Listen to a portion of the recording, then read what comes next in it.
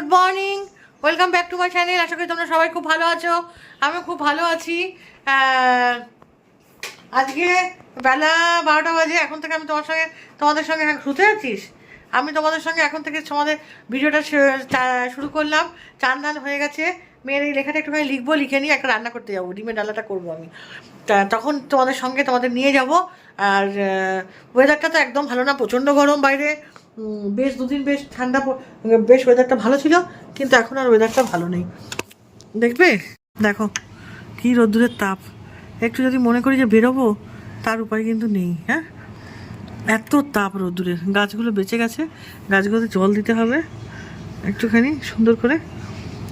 এই গাছগুলোতে জল দিতে হবে, নিচের গাছগুলোতেও জল দিতে হবে। এই তুলসী গাছটাও বেঁচে গেছে, ওই গাছটা তো বেঁচেই গেছে। চলো দিয়ে দিই, এই রোদ্দুরে আর বেরোবো না। আজকে রাত্রিও বিকেলেও বেরোনো নেই। দেখলে বাইরে কি পরিস্থিতি, বাপরে বাপ, এই রোদ্দুরে বেরোনোর কথা চিন্তাই করা যায় না। যারা বাইরে কাজ করছে তারা যে কী কষ্ট, সে ঘরে বসে থেকে এসব বলে আর লাভ নেই।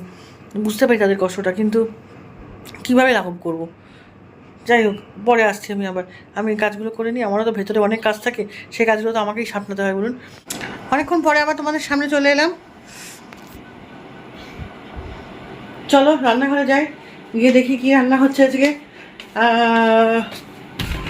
দেখতে থাকি। আর গরম যা পড়েছে বাবা, গরমের চোটে সব অন্ধকার, গরম, বিরক্তকর গরম একটা।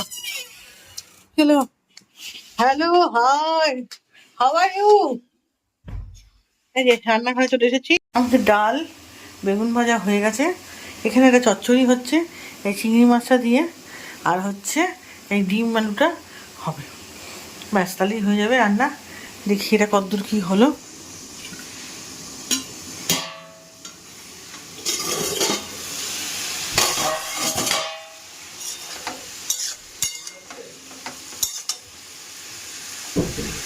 হ্যাঁ,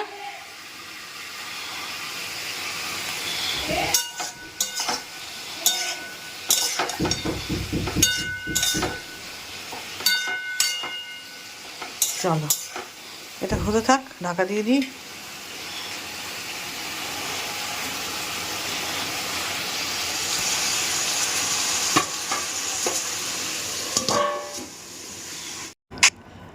দুপুরের পর আমি আর ভিডিও নিয়ে আসতে পারিনি, একটুখানি রেস্ট নিলাম। শরীরটাও খুব একটা জুত ছিল না। দাদা খেয়ে দিয়ে চলে গেল, মেয়েও একটুখানি শুতে গেল। তার আজকে দুটো পড়া আছে বলেও নিচেই শুলো, ওপরে শোয়নি।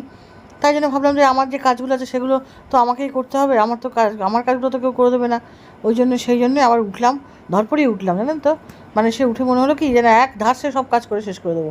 সেই জন্য সেই মতন কথা মতন কাজও শুরু করে দিলাম। প্রথমে আলমারিটা গুছিয়ে নিলাম, নিয়ে তারপরে চলে গেলাম জামা কাপড়টা গোছাতে। জামা কাপড়গুলো যা অবস্থায় রয়েছে বাবা, একটার পর একটা, ভালো লাগে না দেখতে। এবার কী করবো বলুন তো, আমি যত গোছানোর চেষ্টা করি আমার ঘরে গোছানো থাকে না। কেন, কি করে বলবো বলুন। ওই সব নিয়ে এলো, নিয়ে এসে এখানে ফেলে দিল।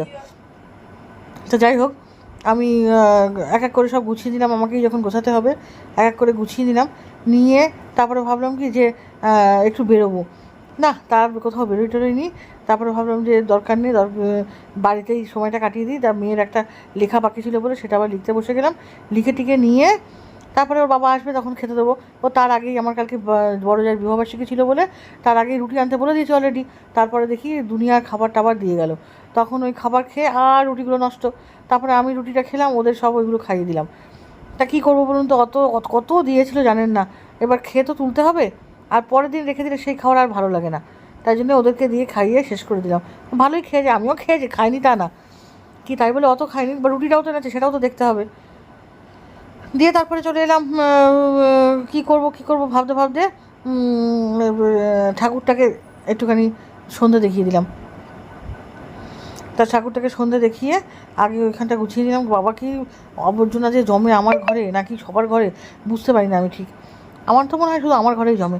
এত ধুলো একটা মানুষের বাড়িতে হয়। এই দুদিন হলো আমি পরিষ্কার করেছি, 3 দিনের দিন দেখুন কীরকম ধুলো পড়ে গেছে। তাহলে আমাকে প্রতিদিনই এই ডাস্টার হাতে নিয়ে লেগে থাকতে হয়। মানে সবার আগে ঘুম থেকে উঠেই আগে ডাস্টিংটা করে নিয়ে তারপরে সমস্ত কাজ করলেই ভালো হয়। তাই করতে হবে এবার থেকে, আমার মনে হচ্ছে। এবার থেকে সকালবেলা ঘুম থেকে উঠে আগে ডাস্টিংটা সেরে নেবো। এবার ডাস্টিং সারবো কি, আমার মেয়েরা শুয়ে থাকে, ওর গায়ে গিয়ে পড়ে। তার জন্য ডাস্টিংটা সারতে পারি না। কিন্তু আমি দেখছি এখন আর উপায় নেই, প্রথমে আমাকে ডাস্টিংটা সারতেই হবে, কারণ এই ডাস্টিং না করতে পারার জন্য এত একটা অবহেলা অশ্রদ্ধা কাজ করে, পরে গিয়ে আমার আর ভালোই লাগে না সেটা। যাই হোক, সব কাজ এইভাবে আপনাদের সঙ্গে কথা বলতে বলতে সব কাজ সুন্দর করে সম্পন্ন করে নিলাম। আমার আবার ধূপটা ফুরিয়ে গেছে, কালকেই ফুরিয়ে গেল। তাই এই ধূপটা ঘরে ছিল, তা আনলাম যে না, ধূপ একেবারে নামার থেকে কানামামা তো ভালো, একেবারে যে না থাকার থেকে তো আছে। তাই জন্য ভাবলাম এটা ধরাতে একটু দেরি হয়। তা যাই হোক, এটাকেই ধরিয়ে ঠাকুরকে একটু দেখিয়ে দিলাম। এটাও তো ধূপ না দাদা, না দাদাকে কালকে বলেছি, দাদা বললো যে কালকে হবে না, আজকে এনে দেবে। তা আমি ঠিক আছে, তাড়াতাড়ি এনে দিও মনে করে সেই ধূপ দিয়ে ঠাকুরকে দেখিয়ে নিয়ে একটুখানি ঠাকুরকে সেবা শুশ্রূষা করে তারপরে ওটাকে ঠিক জায়গায় রেখে দিলাম। চলো, আজকে আর নতুন করে কিছু বলার নেই তোমাদের সাথে, সব কাজই মোটামুটি একটু একটু করে দেখিয়ে দিলাম। আর যদি কোনো সময় সম্ভব হয় তাহলে তোমাদের সঙ্গে আমার আর একটা জিনিস ভাগ করার ইচ্ছা আছে। না, এখনই বলবো না, কারণ আমি করে উঠতে পারি না, তো করে উঠি তখন আমি তোমাদের সাথে শেয়ার করবো।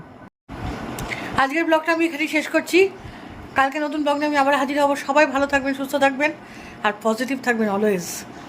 আর কিছু বলার নেই, যাবার আগে সাবস্ক্রাইবটা অবশ্যই করবেন, আর যদি আমাকে ভালো লেগে থাকে আমার পাশে থাকবেন, এইটুকুই আমার চাওয়া, আর কিছুই নেই। ঠিক আছে, টাটা, বাই বাই।